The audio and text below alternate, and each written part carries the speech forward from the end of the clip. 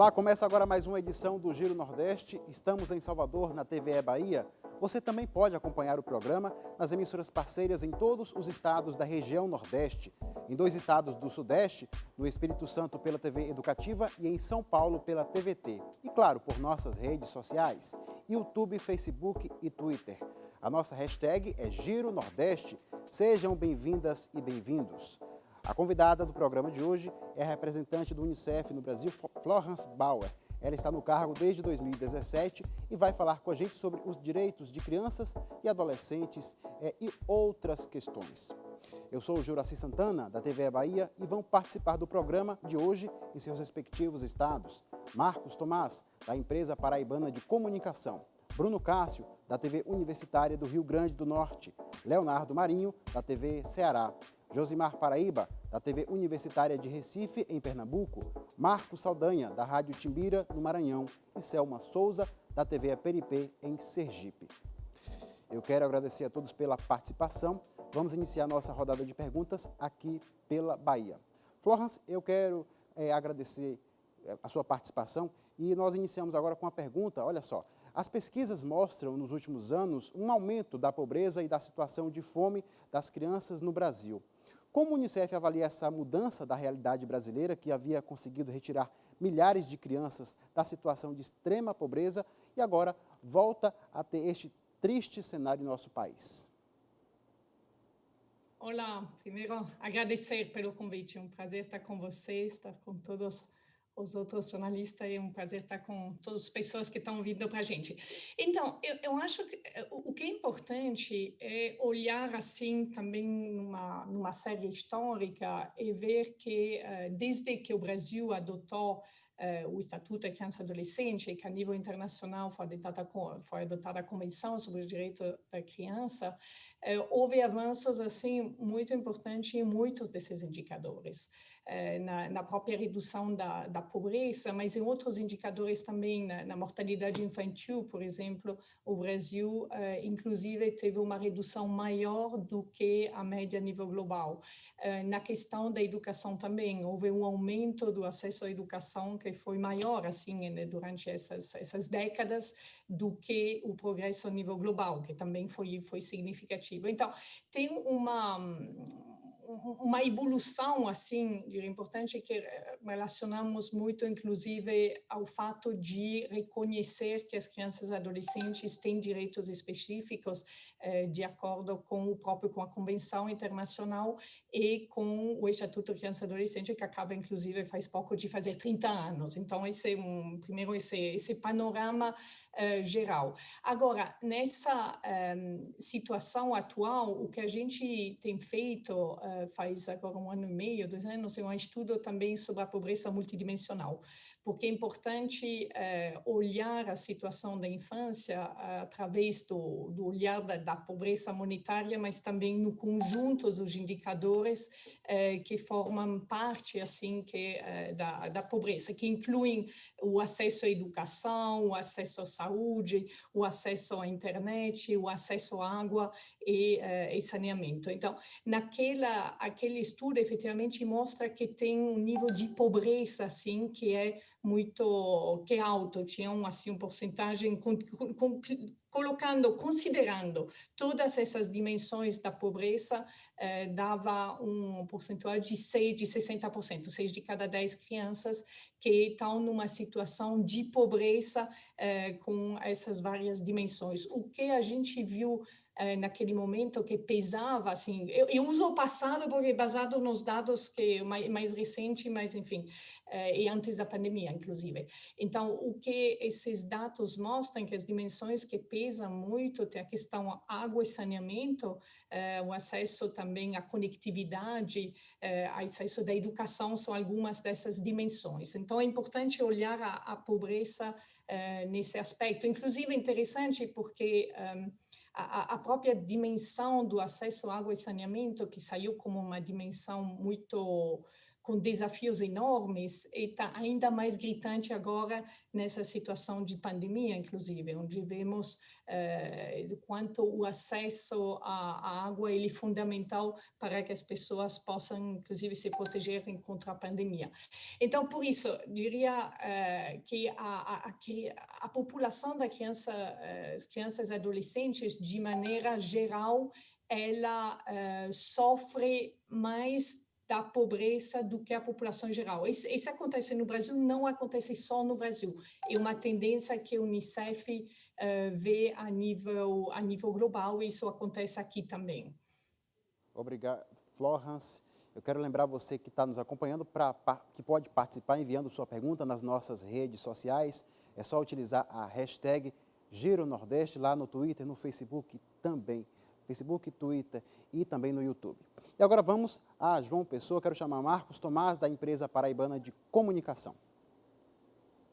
Olá, Juraci. Saúdo a todos os colegas também, em especial a doutora Florence.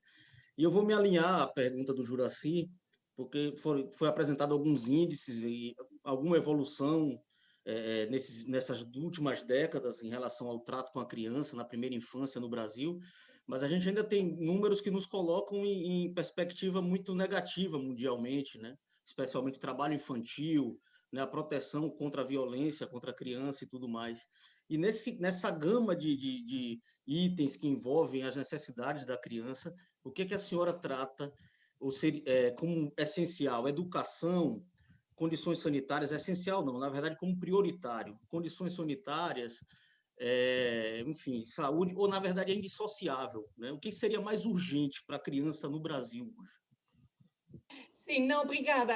Primeiro, tem um princípio assim de base que está na própria convenção, que todos os direitos, todos eles têm o mesmo peso, assim, são indissociáveis, indivisíveis, assim. A criança, a gente tem que olhar a criança, o adolescente nesse conjunto direito que tem. Mas o que a gente pode ver em termos de alguns desafios que são específicos do Brasil.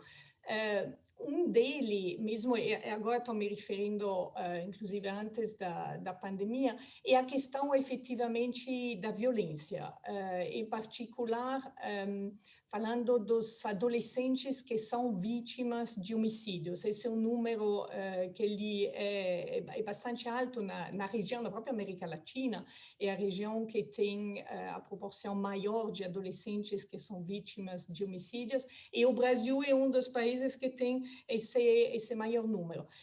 Teve uma redução com os últimos números que a gente teve do ano passado, mas continua sendo números extremamente altos, assim, por volta de 9 e 10 mil adolescentes que são assassinados a cada ano, que é um dos números assim mais alto que existe no Brasil. Então, isso mostra a importância de abordar esse tema.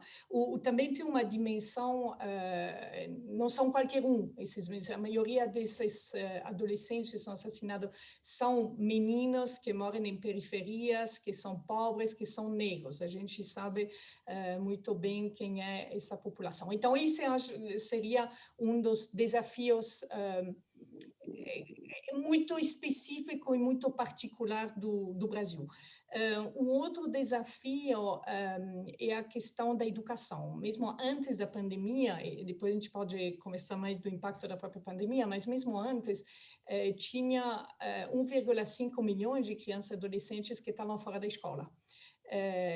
E esses são, outra vez, a maioria são pobres, são negros, vivem em periferias ou em regiões afastadas, muito no norte e no nordeste, onde esses indicadores costumam ser mais graves assim, do resto do país.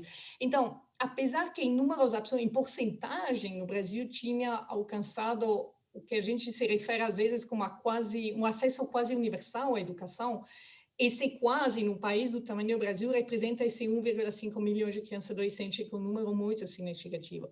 E para isso é necessário ter uma busca ativa, que inclusive está sendo implementada em alguns municípios, de realmente ir atrás de cada criança e adolescente que estão fora da escola E os desafios maiores são, sobretudo no ensino médio, assim, onde no final do ensino fundamental, onde o risco de abandono é muito alto. Então, a educação é uma grande prioridade, a inclusão de criança e adolescente dentro da escola e também a questão da qualidade da aprendizagem. Ou talvez antes da pandemia, já tinha mais de 6, 7 milhões de crianças e adolescentes que estavam numa situação de desfasagem, idade séria, ou seja, que tem 2 ou mais anos de atraso. Esse é um indicador que a gente utiliza muito porque ele mostra o risco daquela criança e adolescente abandonar a escola.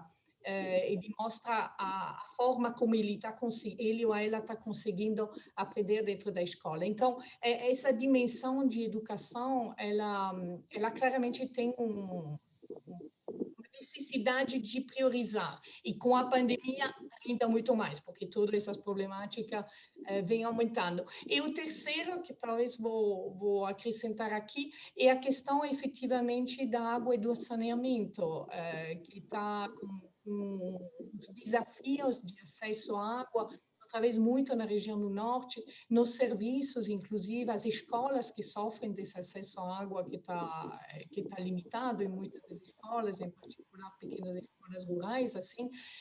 Então, isso também são atrasos que se acumularam durante décadas, de alguma maneira, e que precisam de investimentos assim profundos. Então, eu diria esses 3 temas. Posso acrescentar outros que chegaram a ser ainda mais visível agora, a questão da conectividade, do acesso à internet, que tomou outro tipo que tem um impacto ainda maior nesse período agora de pandemia. Mas esses são alguns dos grandes temas que eu destacaria. Muito obrigado. E seguimos agora para Natal. É a vez de Bruno Cássio, da TV Universitária do Rio Grande do Norte, fazer a pergunta à representante do Unicef no Brasil, Florence Bauer. Olá, Juracy. Olá, os colegas de bancada. Olá, Florence. Eu vou pegar o gancho aí dessa pergunta que foi feita agora há pouco, avaliando que a senhora conhece muitos países pelo mundo, mas talvez não conheça um Brasil com dimensões tão continentais como é o nosso país, né? Um Brasil assim de diferenças sociais, econômicas e regionais. Eu queria perguntar para a senhora quais são os principais desafios de assegurar direitos de crianças e adolescentes em um país com dimensões geográficas tão diferentes. Sim, o Brasil ele tem efetivamente esse tamanho continental com disparidades que são entre as maiores entre os países que existem no mundo. Então, realidades que são muito diferentes entre a Amazônia, entre o sul do país, centros urbanos. A gente tem muitas realidades que são enormes, assim. O que a gente vê para poder responder e poder abordar o tema das grandes disparidades que existem no país, tem vários fatos. O primeiro é de ter sempre dados desagregados e monitorar essa situação nos vários locais dentro do país para poder ter toda a informação possível sobre essas disparidades. E depois, pelo fato, inclusive, pelo próprio tamanho, um país assim federal, então muitas dessas responsabilidades, elas são a nível estadual e a nível municipal.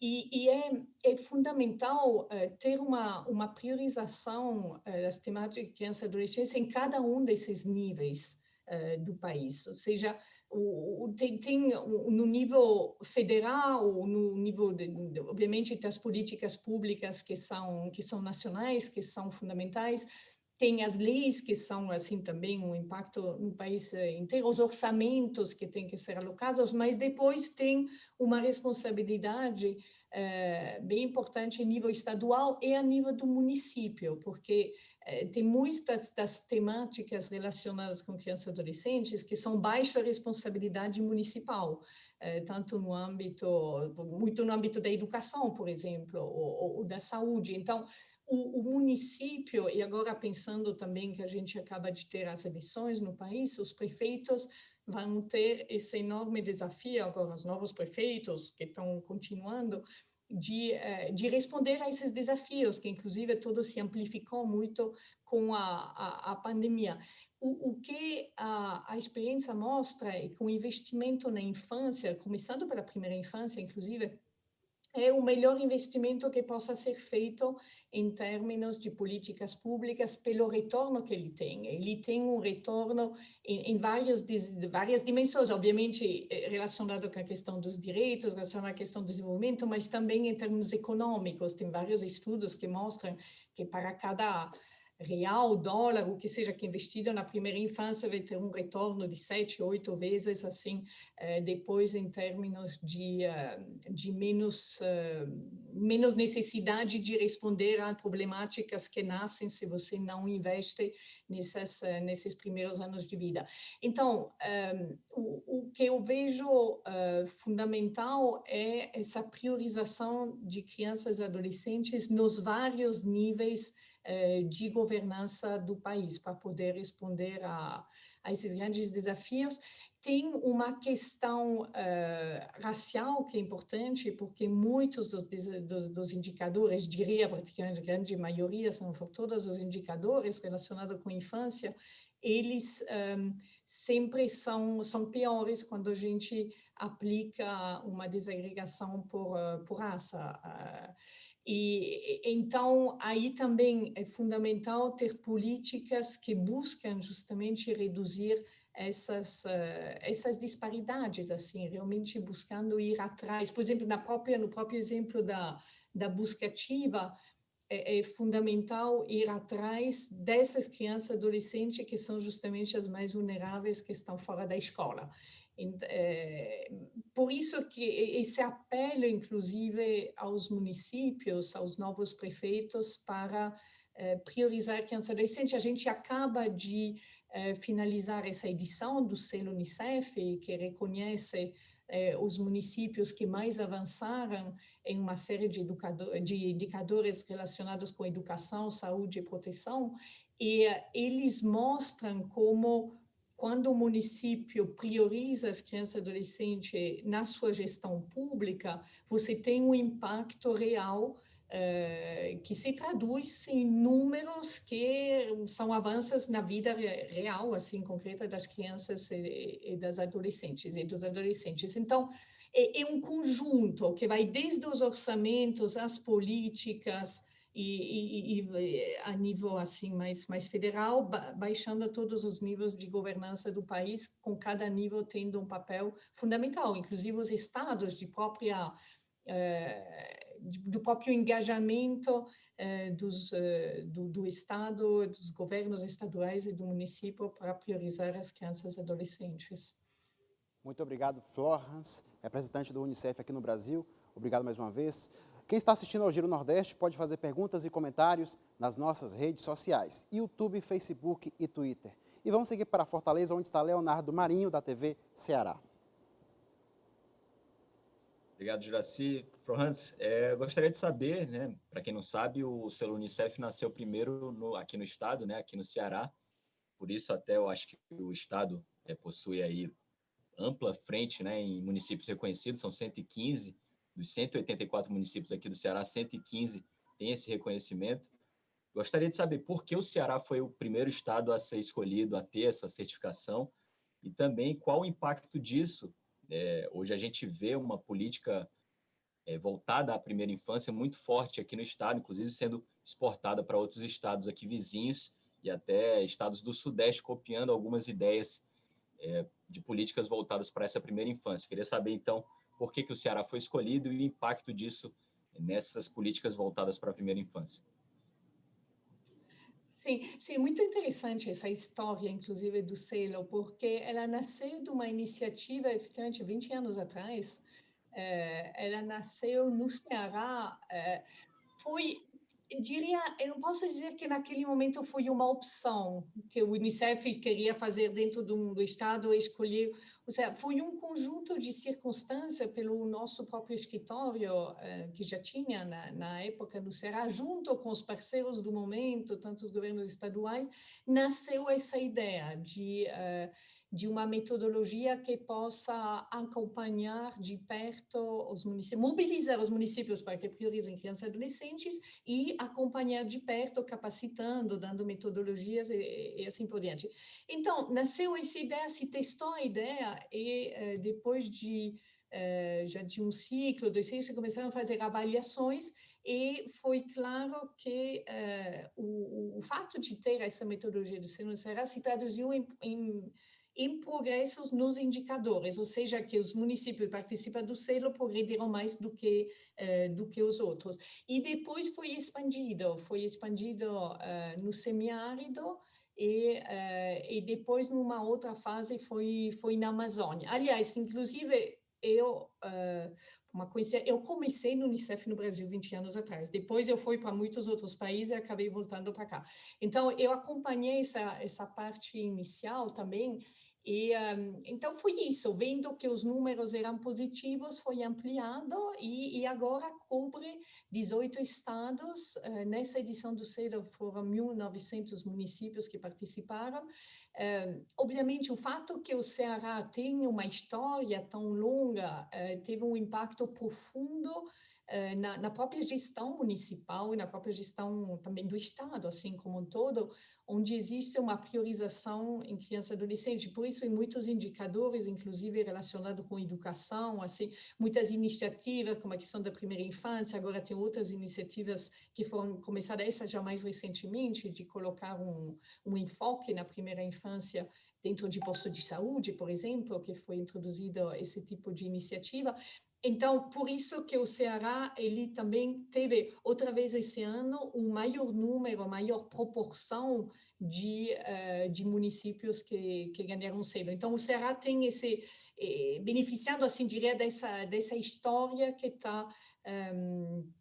que tem um papel um pouco de vanguardista, de alguma maneira, e depois com outros estados do próprio semiárido, do Nordeste, que também tiveram resultado muito promissor, e na Amazônia, onde os desafios são um pouco diferentes, inclusive. A própria Amazônia, ela é impactada por uma série de fatores externos, de barreiras que são objetivas e que dificultam, que fazem que a proporção ela acaba sendo menor.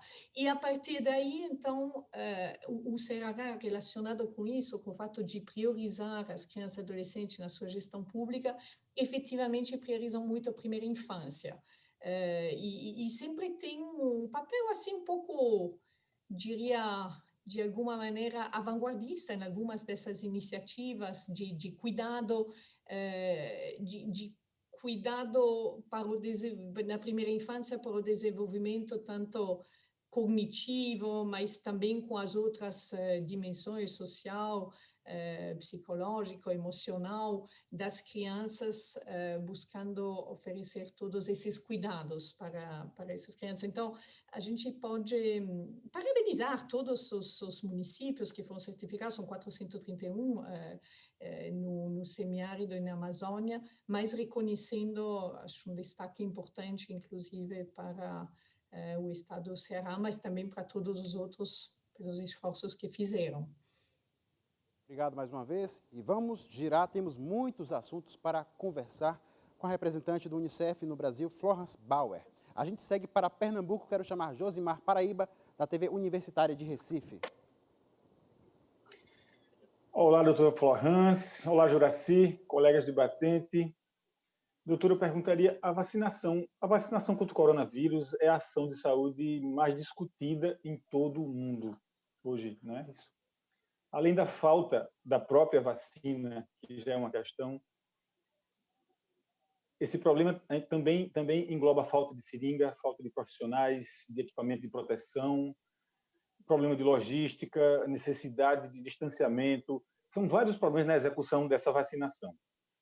O Unicef trabalha com tantos índices, principalmente da primeira infância, índice de saúde para as crianças na primeira infância. Eu pergunto à senhora, existe risco dessas ações prejudicarem outras campanhas de vacinação infantil que são tão necessárias como cólera, sarampo, meningite, poliomielite, tétano, febre amarela?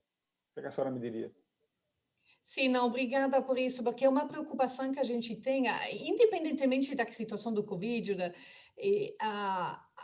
o nível de vacinação, ele tem uma tendência de caída ultimamente no Brasil. Então, a gente vê o sarampo voltou e a gente tem uma série de vacinas que tem um nível bem longe do 90, 95% que é recomendado pelo OMS. Assim, em alguns municípios você tem níveis de vacinação que são 50, 60%, que não oferece essa proteção.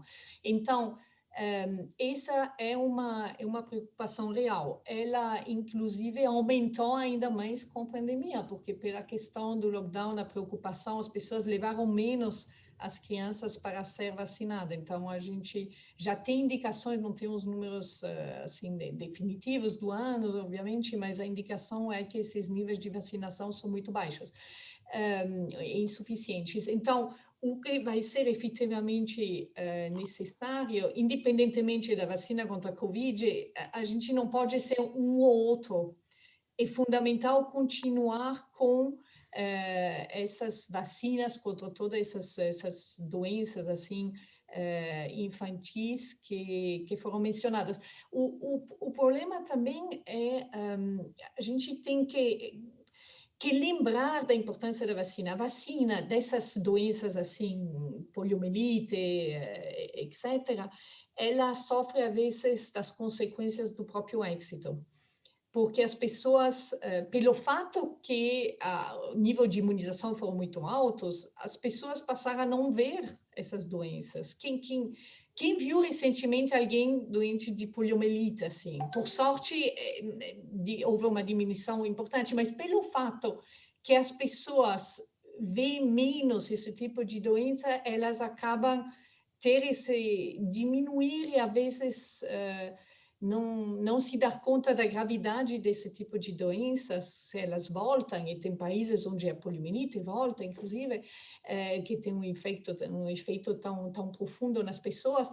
Então, por isso que é um esforço permanente. Além do que você mencionou, Josimar, assim, de toda a questão logística, da cadeia de frio, enfim, pelo tamanho do país, para que chegue onde precisa chegar, tem também o desafio da confiança na vacina, da demanda, lembrar para as pessoas que é importante que essa doença, apesar que você não está vendo, talvez nesse momento, ela é grave e a gente tem a possibilidade, graças à vacina, de proteger a criança. Então, vai ser efetivamente um desafio, assim, também no ano que vem, colocaria isso entre as prioridades importantes que tem que ser enfrentar e que tem que ser enfrentadas, e que não seja que os esforços para a vacina contra a Covid não seja em vez de, assim, as duas coisas elas são importantes e precisamos manter esses programas de vacinação para as crianças, porque esse ano perdemos muitas crianças. A gente entende também, pelo medo, assim, ficou mais difícil, sobretudo em alguns momentos, de levar a criança para vacinar. Mas a gente não pode perder isso. Tem que ter um esforço, e tem que ter um esforço contínuo de lembrar da gravidade dessas doenças e da importância da vacinação, que é uma tecnologia que permite proteger contra essas doenças. Obrigado mais uma vez. Pois bem, seguimos a rodada de perguntas. A Florence Bauer. Vamos agora a São Luís, capital do Maranhão, para a participação de Marcos Saldanha, da Rádio Timbira. Olá, um prazer voltar a conversar com todo mundo aí da bancada, nossa entrevistada, um assunto tão importante. Eu vou insistir na questão da vacinação, mas pela ótica da logística. Me parece que o Unicef ele tem um papel fundamental aí na distribuição da vacina. E eu queria saber exatamente que papel é esse, como é que está sendo pensado o Brasil. E no caso do Maranhão, existe o consórcio Nordeste, alguns estados tentaram comprar respiradores, né? E isso deu algum problema. E agora o governador do Maranhão, ele também está tentando adquirir a vacina sem depender necessariamente do governo federal. Como é que o Unicef está lidando aí com essa questão aí da logística da vacinação? Não vai ser fácil. Você está se referindo à vacina contra a Covid, certo? Exatamente, contra a Covid, isso. Entendi, tá, obrigada. E no caso, América Latina é uma situação um pouco diferente, porque a nível global, o Unicef efetivamente tem um papel importante de compra de vacina e distribuição, né? Em particular nos países classificados como de renda baixa. Mas sendo o maior comprador de vacina no mundo, inclusive, a Unicef já tem essa característica, e com o papel fundamental para a compra da vacina do Covid.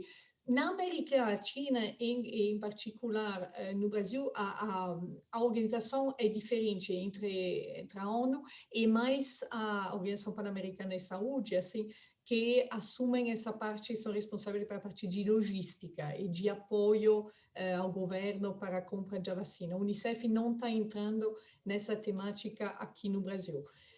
O que sim a gente está oferecendo e vamos complementar, assim, coordenando com a Organização Mundial da Saúde, a Organização Pan-Americana da Saúde, é a questão justamente da comunicação e do esclarecimento do que é a vacina, de como é que faz, a importância de ter, assim, tirar as dúvidas das pessoas. Então, toda essa parte de comunicação que vai acompanhar essa campanha de vacinação, a gente vai fazer, mas não entramos na logística ou na compra das vacinas, não no Brasil. Em outros países da África, com bastante, assim, com grande importância, aqui não. Obrigado mais uma vez, Florence Bauer. A nossa hashtag, para quem quiser fazer perguntas e comentários, é Giro Nordeste. E vamos a Aracaju, capital de Sergipe, onde está Selma Souza, da TV Aperipê. Olá, quero saudar a todos, a você de casa que nos acompanha, ao Juraci, a nossa bancada, a nossa entrevistada. Bom, voltando um pouquinho na questão do Estatuto da Criança e do Adolescente, que esse ano completa 30 anos. O papel do conselheiro tutelar é fundamental na garantia, né, desses direitos.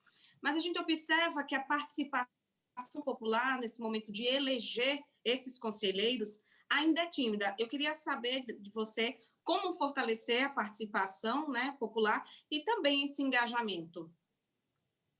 Sim, não, obrigada pela pergunta. Fundamentais. Os conselhos tutelares têm um papel muito precursor, vanguardista também nesse sentido, porque todo esse sistema de garantia de direito que foi estabelecido através do ECA, do Estatuto da Criança e Adolescente, ele é muito rico, muito elaborado.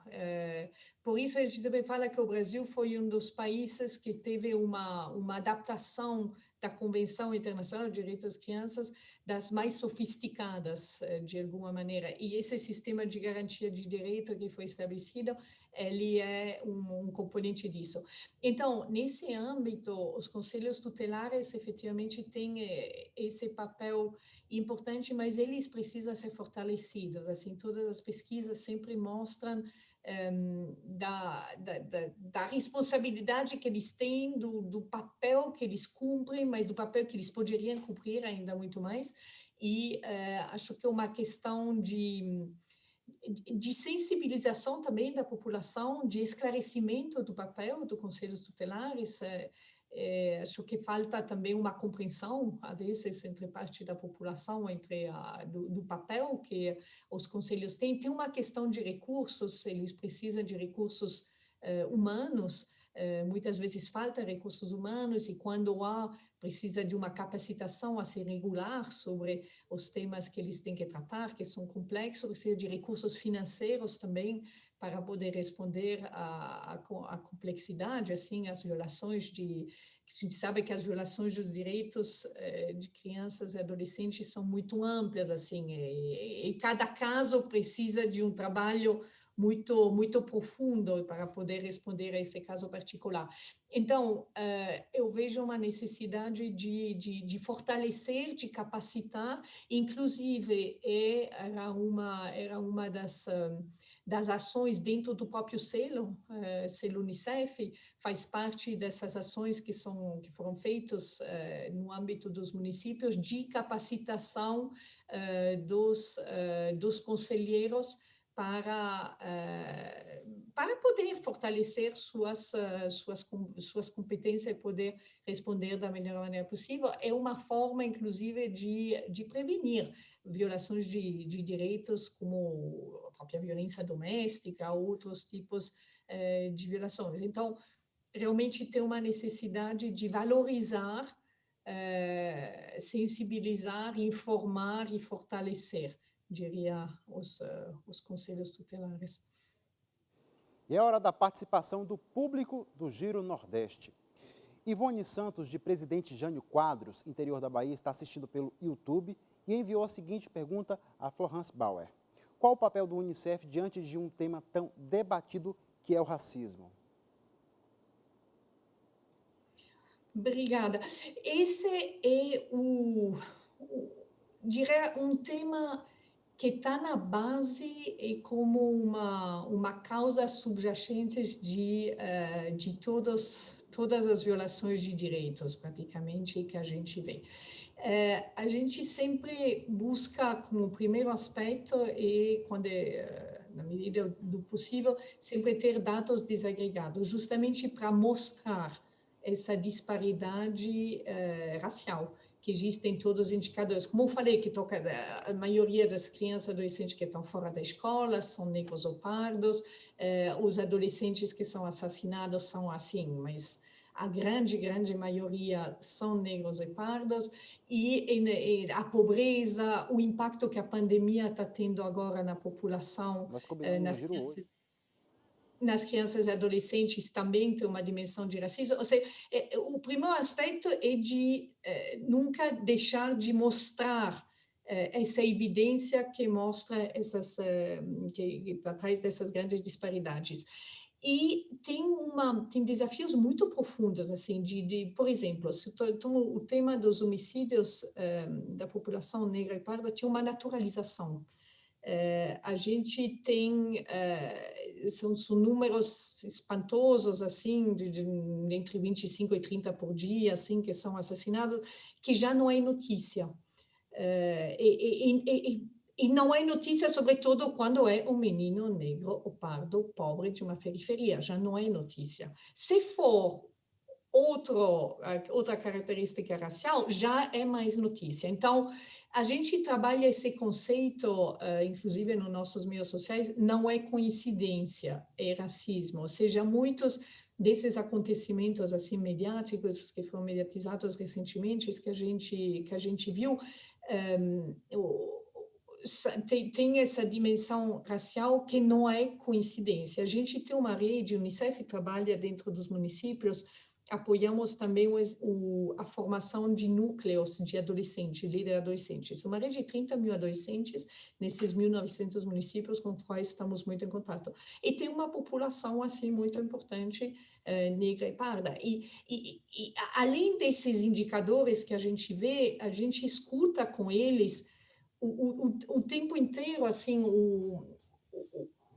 como as discriminações diárias que eles vivem. Eu estava falando com um grupo de adolescentes, falei com vários deles, enfim, lembro um agora que era no Rio, que fala como o olhar e atendimento ele é diferente quando você entra no serviço de saúde, por exemplo, quando você está na rua, ou um menino negro que entra num shopping, no supermercado, corre mais o risco de ser seguido, assim, de as pessoas acharem que ele pode potencialmente cometer algum tipo de roubo. Então, essas são dimensões muito profundas que precisam ser abordadas. Então, entre as abordagens, tem que ter essas ações afirmativas, ir atrás, justamente, se a gente fala da inclusão dentro dos serviços, ir atrás dessas populações que são as mais vulneráveis, desnaturalizar essa situação de racismo, poder falar sobre o tema, poder entender o que está acontecendo, poder abrir, poder ter uma conversa e cada um fazer também uma autoanálise, tanto a título de sociedade como a título individual, o que cada um de nós estamos tendo como comportamento que talvez a gente não está se dando conta e que tem uma dimensão racista dentro disso. Então, é preciso tanto uma abordagem geração de dados, políticas afirmativas, busca dessas populações mais vulneráveis, outra vez políticas que possam atendê-los e permitir de reduzir essas disparidades, e uma discussão, enfrentar essa problemática, e tudo passa por reconhecer que existe racismo. Eu acho que esse reconhecimento profundo a nível do país ainda não aconteceu a todos os níveis, e eu vejo isso como uma condição para poder enfrentar esse problema. Então, problema extremamente profundo, complexo, e que a gente, agora como Unicef, está tratando como, reconhecendo que é uma das causas subjacente, não sei se fala em português, assim, profundas de todas as problemáticas que as crianças e adolescentes enfrentam. Obrigado mais uma vez, Florence Bauer. Esta entrevista está sendo exibida por televisões e rádios públicas. E vamos a mais uma pergunta daqui da Bahia para a representante do Unicef no Brasil, Florence Bauer. No Brasil, temos vários casos de crianças sendo mortas diariamente por armas de fogo em função da violência. Nesta semana, o governo federal do Brasil zerou o imposto para a compra de revólveres e pistolas. A partir da realidade de outros países, como o Unicef vê o que poderia ser feito para diminuir o número de crianças mortas por arma de fogo no Brasil? Sim, obrigada pela pergunta. É uma das temáticas bem características do Brasil, esses altos números de adolescentes que são vítimas de homicídios, e muitos deles por armas de fogo. Entre os vários componentes, as várias dimensões que têm que ser abordadas, uma delas é a questão da impunidade. A grande maioria, mas assim, dependendo dos locais, a gente é difícil ter números precisos, mas assim, a grande maioria dos casos não são investigados. Então, o fato que o caso não é investigado, ele deixa, assim, replica, cria uma naturalização, e é mais difícil interromper esse ciclo da violência. Então, esse é um aspecto. A circulação de armas, a gente vê efetivamente que a maioria desses homicídios ele acontecem por armas de fogo. Então, obviamente, o fato de ter as armas contribui também para isso. O que precisa também é dar oportunidade para esses jovens. A gente vê o fator protetor da própria escola, um estudo que a gente fez no Ceará faz alguns anos sobre o Ceará sofre ainda muito dessa questão da violência e dos homicídios. Um estudo que fizemos mostrou que entre os adolescentes, ou seja, a maioria dos adolescentes que foram assassinados estavam fora da escola há mais de 6 meses. Então, isso mostra o fator protetor também da escola, e a importância dessas políticas, outra vez, de busca ativa, de ir atrás das crianças para que elas sejam incluídas dentro da escola, porque também tem esse papel protetivo. Tem que ter as oportunidades assim de lazer, de cultura para os jovens, para que eles tenham que uma forma de proteção também contra a violência. A desnaturalização, diria, que é um aspecto fundamental. A sociedade está acostumada com adolescentes negros assim sendo assassinados a cada dia, e cada morte é um drama, obviamente, e é um drama não só obviamente, para o adolescente e para a família, mas tem um efeito na comunidade inteira. A gente fala de estresse tóxico, assim, que começa a se sentir até na primeira infância. Você está num entorno de violência, isso tem impacto muito além daquela família, do mais próximos, um sentimento assim de medo, de ansiedade. Em algumas, a gente sabe, tem comunidade onde antes da pandemia as escolas tinham que fechar muitas vezes por causa da violência, ou as crianças e adolescentes têm medo de ir na escola. Então, são várias dimensões que têm que ser abordadas e uma sensibilização sobre essa problemática também. Precisamos debater esse assunto. Muito obrigado mais uma vez, Florence. E temos mais perguntas. Vamos chamar agora novamente Marcos Tomás, da empresa paraibana de comunicação. Aqui sobre vacina, né, mais especificamente o risco dessa onda de resistência à vacinação que a gente vive, mas eu queria expandir para além da saúde essa percepção, porque esse movimento crescente de ataque a organizações internacionais bilaterais, né, ele se espraia para várias outras organizações, inclusive a própria ONU, e a Organização Mundial do Comércio e tudo mais. A gente sabe a importância e relevância que esses órgãos têm. Então, na visão da senhora, como essa onda negacionista, anticientífica, pode comprometer, né, até os avanços que foram mediados e a própria atuação dessas organizações internacionais bilaterais? O que é fundamental é a evidência.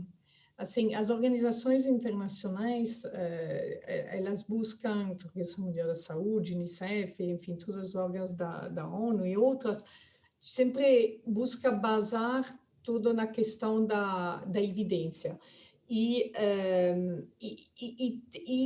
Foi até interessante porque a gente fez um estudo, inclusive vamos lançar amanhã, mas entre algumas das informações que a gente estava analisando, é que, apesar que tem essa tendência de aumento dos fake news e de acreditar nos fake news, assim, tem também as pessoas colocaram sobre o Covid aí, em primeiro lugar, quem mais confia estavam os médicos e os científicos. Então, e isso é fundamental, porque essa evidência, ela tem que ser a base das decisões que são tomadas. Precisa ter uma transparência, mas precisa basar assim nos fatos. A gente sabe que essa crise do Covid, ela sofreu muito, além do vírus, a gente fala do vírus do fake news, que espalha, enfim, tem aí, enfim, documentários disponíveis que falam uma notícia falsa, circula muito mais que uma notícia de verdade. Tem selado, assim, essa atração, assim, do público para as notícias que tem um lado, não sei, atrativo pela provocação e pelas fake news que, infelizmente, fazem que circula muito mais. Então, o fundamental é isso que a gente sempre faz, de basar, assim, as decisões, as recomendações nos dados. Então, na própria questão das vacinas também vai ser muito ao redor disso. Uma vez que uma vacina ela é reconhecida, ela é aprovada pela Organização Mundial da Saúde e passou por todos os testes, a gente vai colocar essa informação à disposição do público. E realmente um esforço coletivo também de formação do próprio usuário, começando inclusive pelas crianças e adolescentes, da responsabilidade que a gente tem quando espalha uma notícia, de replicar tem também que ter toda uma sensibilização, o papel de cada indivíduo na hora de no WhatsApp ou mandar para outra pessoa algo que eu recebi, de verificar a fonte. Então, esse acho que vai ser uma grande prioridade sobre o tema das vacinas e sobre toda a questão do Covid. Agora, a gente estamos trabalhando muito e preparando, inclusive, uma série de ações sobre a questão da volta da escola, depois da pandemia. Um dos grandes impactos que teve essa pandemia foi o fechamento das escolas, no momento em que tudo foi fechado, mas o que aconteceu é que o Brasil é o país com o período mais longo de escolas fechadas. E enquanto a recomendação em qualquer crise humanitária é que a escola seja a última a fechar e a primeira a abrir, aqui está acontecendo um pouco ao revés. Ou seja, temos muitos lugares onde todo o resto está aberto e a escola não. E isso também relacionado com uma série de fake news que circulam, enquanto a evidência mostra que não existe uma correlação pelas escolas que abriram, os países que abriram as escolas, assim, não tem uma correlação entre a abertura das escolas e um pique assim de pandemia a nível comunitário. O contágio ele acontece mais em outros tipos de ambiente do que numa escola que implementa todas as medidas, distanciamento, turnos, etc. Então, esse é outro tema onde a gente tem que trabalhar muito a questão da evidência e no caso das escolas, mostrar o impacto profundo que o fechamento das escolas está tendo no desenvolvimento da criança, tanto na aprendizagem, como na nutrição, como na violência, como na própria saúde mental.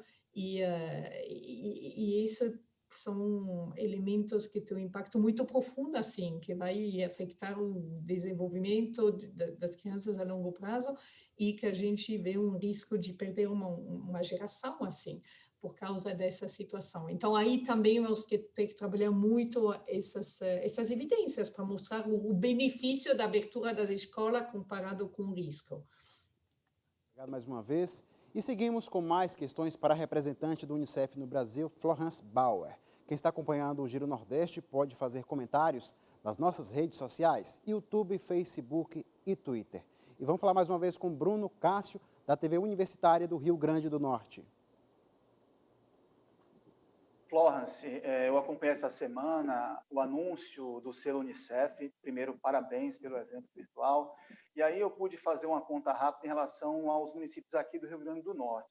Das 167 cidades, apenas 53, ou seja, menos de 50%, conquistaram aí o selo Unicef. Eu queria perguntar para a senhora o que é que isso representa em relação ao número total, se a senhora acha que é um número baixo, e por que os gestores, ou grande parte deles, ainda não reconhecem a importância desse selo para políticas públicas na área dos direitos da criança e do adolescente.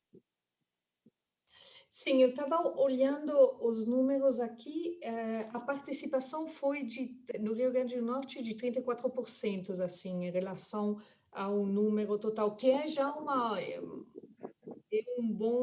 um nível de certificação, assim. É um nível já que é interessante, que mostra um compromisso de uma boa parte do município com crianças e adolescentes. Claramente, a gente precisa ir cada vez mais alto. A média é 28%, inclusive no Nordeste, ou seja, é mais alto, o que é positivo, tá? Demonstra que vários municípios se comprometeram assim, a colocar criança e adolescente na gestão. Claramente, o que a gente busca é aumentar cada vez mais. Isso vai ser, inclusive, a grande provocação que a gente vai fazer na próxima edição do selo. Ela vai ser lançada o ano que vem, agora que os prefeitos foram eleitos, e aí a gente vai adaptar a edição do selo em função das problemáticas agora, pandemia, pós-pandemia, que com alguns temas que precisam ser precisamos enfatizar mais do que outros, e vai ser importante essa convocatória. A gente vai convocar os estados também para que se comprometam, porque muitos indicadores, na realidade, necessitam um trabalho dos dois níveis, estaduais e municipais, mas, sobretudo, um convite para os municípios que participem e que se comprometam a colocar os direitos de crianças e adolescentes. Já estamos bastante felizes assim com esses 431 municípios que conseguiram selo, são 381 no Nordeste, ou seja, um número significativo. O que é importante não é só aqueles que foram certificados. O que os números mostram é que os municípios melhoraram nos indicadores de educação, de saúde, de proteção, não só melhoraram mais do que os outros, não só aqueles certificados, mas também aqueles que participam. Claro, o certificado ele vai ser reconhecido pelo fato que ele teve uma progressão maior comparado com si mesmo, inclusive. E tem também uma série de indicadores, de resultados sistêmicos que eles têm que alcançar. Mas quando a gente analisa os números, o que vemos é que os municípios, isso de maneira geral, os municípios que participam melhoram mais os indicadores do que os outros. Tem um indicador que é interessante na desfasagem em idade séria, por exemplo. A nível do Brasil, houve uma redução do porcentagem de crianças que estão mais de 2 anos de atraso ou mais, de 10,7%. Nos municípios certificados, essa redução foi de 15%, ou seja, 15% comparado com 10,7%, bem grande a diferença. Mas naqueles que participaram, que não foram certificados, incluindo todos eles, também foi de 12,5%, mais ou menos, ou seja, também melhor do que já. Então, isso mostra como essa iniciativa ela compromete assim o município para colocar os direitos da criança e do adolescente no centro da sua gestão pública e isso tem um efeito nos indicadores e não só no certificado, porque no final o que a gente quer é que os indicadores melhorem para crianças e adolescentes. E isso a gente vê esse progresso nos indicadores independentemente, inclusive, da certificação. Claro, aqueles certificados fizeram um esforço ainda maior, mas já o fato de participar é muito bom, e essa foi a edição do SEL, onde a gente conseguiu manter uma participação, a maior participação ativa dos municípios em comparação com aqueles que aderiram no começo. Então, uma boa adesão, apesar de todo um contexto que a gente conhece que foi complicado, mas teve uma boa adesão. Estamos quase no final do Giro Nordeste de hoje. Gostaria de agradecer a participação da representante do Unicef no Brasil, Florence Bauer.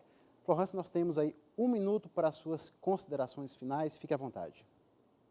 Muito obrigada. Eu queria agradecer realmente e fazer um apelo para reconhecer que as crianças e adolescentes são quem mais sofreu da pandemia, assim, dos impactos indiretos de maneira muito profunda. A gente vê que as famílias com crianças e adolescentes que mais perderam renda, a alimentação foi prejudicada, a saúde mental foi prejudicada e a educação é o que mais preocupa. Então, o apelo para que a reabertura das escolas com modalidades adaptadas ao contexto, uma reabertura da escola física seja uma prioridade absoluta para o ano que vem, depois do recesso do verão, para dar essa possibilidade às crianças e adolescentes a voltar a escola. A gente, obviamente, não vai ser aberta como antes, vão ser turnos, vão ser vários com ventilação, com distanciamento, assim por diante, mas é fundamental que as escolas sejam reabertas nesse sistema híbrido depois do recesso do verão. Obrigado mais uma vez, Florence. O Giro Nordeste está terminando. Eu quero agradecer também aos comunicadores, Marcos Tomás, da empresa paraibana de comunicação, Bruno Cássio, da TV Universitária do Rio Grande do Norte, Leonardo Marinho, da TV Ceará, Josimar Paraíba, da TV Universitária de Recife, em Pernambuco, Marcos Saldanha, da Rádio Timbira, no Maranhão, e Selma Souza, da TV Aperipê, em Sergipe. Muito obrigado também a vocês que acompanharam o Giro Nordeste. A gente volta na semana que vem. A nossa convidada é a atriz e cantora Zezé Mota. Até lá!